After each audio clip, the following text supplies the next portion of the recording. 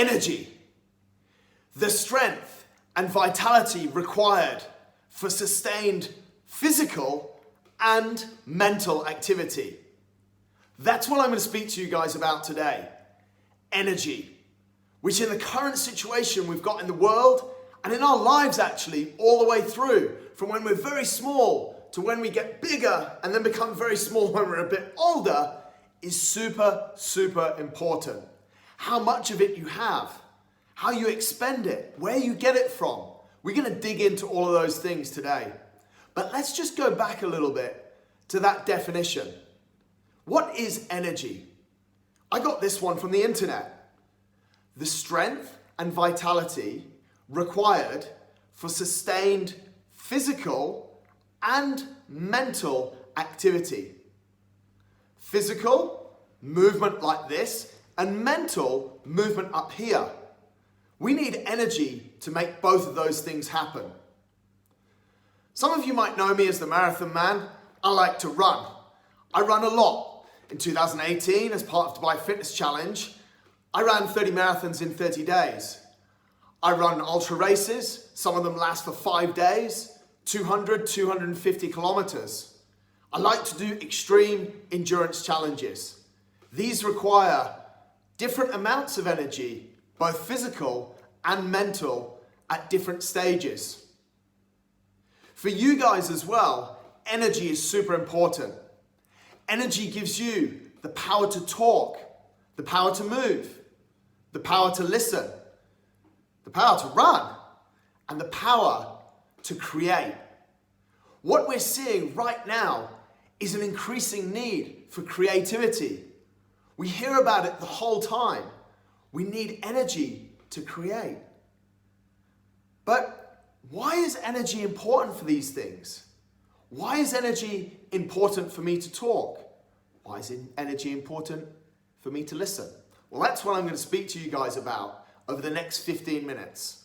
So sit back. All I need your energy for right now is in listening.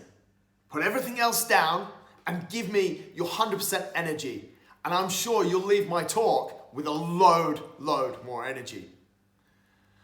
Think about it. We put petrol in cars. It powers them. I want you to think of the human body similar to the way we think of a car. When we're sitting down to have our dinner or to eat and drink, we're at the petrol station. We're filling it up. And we fill it to a limit where the dial is and it says full. Once it's full, we pay the guy the money and then we get out of there. And we drive that car for kilometers. If we go too fast, we need more energy to drive that car, and then that power, that petrol that we've put in it, gets used a lot faster. The human body and the human mind is very, very similar to that. If we sit down for our lunch or for our dinner and we eat until we're full, and then we go and expend that energy physically or mentally by the way that we work, and we work super hard or we run super long distances, then that energy is going to run out faster. I mentioned a couple of things there. Sitting down, eating. Is that really where energy comes from? Well, yes. Energy is the sum, and we get our energy from everything we eat, from everything we drink, and also from our sleep. You guys must have had it. You sleep not enough, you wake up, you feel tired, low energy. You sleep really well, you wake up, you feel high energy, and you can go out, you can run, you can jump, you can go to school, university, jobs, whatever it would be. But if you don't have that good sleep, it's the complete opposite. But is that the only place our energy comes from? Does it only come from what we eat, what we drink, and how much we sleep? No, I don't believe it does. I believe a lot of our energy also comes from our environments, from the people that we hang around. You've had it sometimes, guys, when you walk into a room and you feel a sense of energy in that room. It could be the people. It could be the decoration. It could be the music. Hey, Alexa, play The Prodigy. Let's see what she's got. She's coming. Hey Alexa, increase the volume. Hey Alexa, increase the volume. I think you can hear it. Let's give her one more shout. Hey Alexa, max volume. She got it that time. Now the energy's going up. Now I'm starting to dance. All sorts of different energy. The only thing I've done is tell her to play some music. That's a bit weird. I didn't eat anything. I definitely didn't drink something, and it's only water anyway. But suddenly, my energy's gone up, and you guys, because there's music on in the background, are having a whole different experience here. It's weird, isn't it? 1 second. Alexa, off please. And now, what's the level of energy right now? If I was to sit here and speak in quite a monotonous accent, without using my hands, and trying not to move my face at all, am I making you guys feel sleepy at all? Are you enjoying my talk as much as you were when I was playing the music of Prodigy, delivered to us by our friend Alexa? No, of course not. But I haven't slept, I haven't eaten, and I only drank a tiny bit of water. But everything's changed. The energy we get from our environment is key. That's something that we can control. You can put different music on. You can smile at people. You can communicate with your hands. Look how I'm making energy now for you guys. It changes the experience completely. So energy not only comes from what we eat, how much we sleep, what we drink, but it also comes from people in our environment. That's something very special. And also, just think about this. Which of those 4 things that I just mentioned are actually in your control? What you eat. Yep, that's in your control. How much you sleep. Well, you're the one that actually goes to bed at night or stays up late watching Netflix, so check, I'm going to put that one in your control as well. And then, unless someone's forcing the water into your mouth, check, you guys control that as well, don't you? What about the 4th thing? Do we control our environment? Do we control the people in our environment? I'm going to put a half tick for that. Because sometimes we're subjected to environments that we don't think we can control. But suddenly, just by using our body, by using our voices, the noise in our voices, the language that we use, the body language that we use, we actually start to change a room. You can walk into any room and completely change the energy by what you say. Also by what you do. Just imagine walking into a classroom and doing some breakdancing.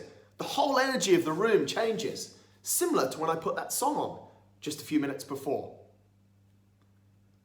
So, thinking about it, most of the places, 3.5 out of those 4 of where our energy comes from, we actually massively control.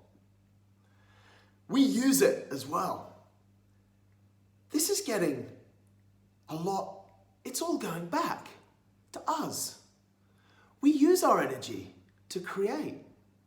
We use our energy to listen. Hang on a minute. So we not only create energy for ourselves, but then we use that energy for ourselves. So energy, the strength and vitality required for sustained physical and mental activity, is controlled mainly by us. Have you guys ever thought about it like this? I want to flip this a little bit on its head. And I want you to think about a lot of the things that you're interacting a lot with these days. It could be the news. It could be social media. It could be groups on platforms of social media such as WhatsApp, such as Snapchat. I want you guys to do an inventory. Have a think about when information comes in through those channels that you're reaching out to. How does it make you feel? If you read the news, you might use Twitter. If you read the newspaper, when you read it, how does it actually make you feel? Does it make you feel better? Does it give you more energy? Or does it bring you down a bit? I remember times when I've read the news and I've been stood there reading the news and thinking, oh. And I said to myself, what's going on? What am I actually doing? And I realized quite quickly, I'm drawing on this place that's bringing my energy levels down. It's the same. Let's look at social media. We choose on Instagram, for example, or on Snapchat, who we follow, who we interact with. I want you to ask yourself the question, does that person make my life better? And can I make their life better? Because it's two-way, this energy. I'm giving you my energy. And I know that you guys are there listening, and that gives me a lot of energy to give back to you. So it's a two-way street. Think about it the same in your news channels, in your social media channels, and in the circles that you might mix in digitally. We're now being pushed into a digital age even more than ever. And that comes sometimes with poor energy. Are we in WhatsApp groups that are not giving us information that we like? Are we trying to run away from it? There has to be a certain amount of reality, but at the end of the day, you don't want to be bombarded the whole time. How many of your WhatsApp chat groups are bringing positive energy? Is it your friends telling you about all the great things that they've done, or sharing jokes that are really funny and make you laugh and make you happy and make you have this massive amount of positive energy? It's super important, guys, because we need it. We need to use our energy in these times in the right way. We need the power to talk, to listen, to move, to run, to do all of these great things. I need water right now. It's really, really important that we do a little bit of an inventory. Now I have more energy from that water. I'm just kidding. It's really important that we do an inventory of where we're getting our energy from when it comes to that environmental side and from the different people. So, what can you do aside from eat, sleep, and drink well, which I really hope you guys are doing, especially at this time, because now is a time more than ever to focus on your fitness. It's always a good time, but right now is a super, super important time. I want to ask you guys, what meaningful activities are you doing on a daily basis to give you energy? And this, I want to share some different ideas with you. It could be reading a book that gives you loads of really good ideas for what you're in right now. Be it a phase of your work, your study, your life, personal, professional, no matter what it is, you've got to figure out what you could do, what you could be reading to give you that energy. Are you listening to different podcasts? Do you meet with mentors, with people that lift you up? Do you have this circle of people that just give you energy, that you meet with on a regular basis? There's all these different ways, apart from how much we eat, sleep, and drink, that we can work on to get more energy. I can tell you as well, it is a two-way street, like I said before. If you're in a group that meets virtually, is a WhatsApp group, or meets, when it's safe to do so, in person, there can be a massive benefit to creating those groups, so long as there's a shared vision to bring the energy of you guys up. One thing that I say with my running is that it makes me feel most alive. Someone told me something after I finished my 24-hour run. They wrote on my Instagram and they said, this particular picture that you've posted, you're in quite the conundrum. You feel like you're dead, but you've never felt so alive. And I thought about that a lot. My running, ultra running, I ran 24 hours around a track back there in November. What that does is it makes me feel so alive. It makes me feel like I'm here. It gives me this insane level of energy, despite it being quite mentally and physically challenging. It gives me a massive amount of motivation. That's why in my mind, I'm always looking for one of those events, because I know the benefits it's going to give me and how it's going to make me feel. Think about what you guys do to wake up every single day ready, with energy. And yes, that starts from what you eat. That starts from the time that you go to sleep and the good stuff that you drink, which should always be plenty of this stuff every single day, all day. But think as well about all the other things you can do. What I want to share with you before I go is that many things are like the races that I run. I run normally 5-day races, 250 kilometers across some of the most amazing parts of the earth. Just in September, I was in Kenya running through all the conservancies. There was rhinoceros, there was elephants, there was lions, there was zebras, there was hyenas. I needed energy to run away from those guys. These races are over 5 days and we carry all of our stuff with us. So we're self-sufficient. All the food I'm gonna need, everything I'm gonna need, just one set of clothes for those 5 days. All of my energy is with me. Sometimes life is almost like day one of one of those races. We run around 40 kilometers each day. And sometimes when we get to the end of day one, I think to myself, wow, that was an amazing day. I've got another 4 of those to go. That could be somewhere in the region of 200 kilometers. And there's this little guy in my head, just like you guys have, that'll turn around and say, how on earth are you going to get the energy to do that? And I sit and I think about it.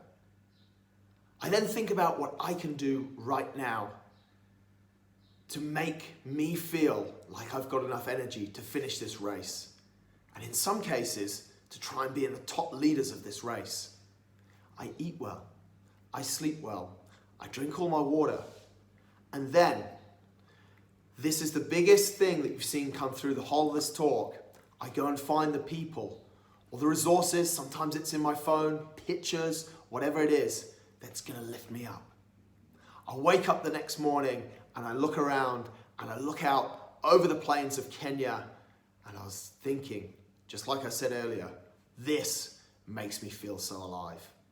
Guys, energy comes in so many different shapes, forms, sizes. From me, from you. From talking like this to not talking like this. It's all around us and it's an amazing thing. You guys need energy.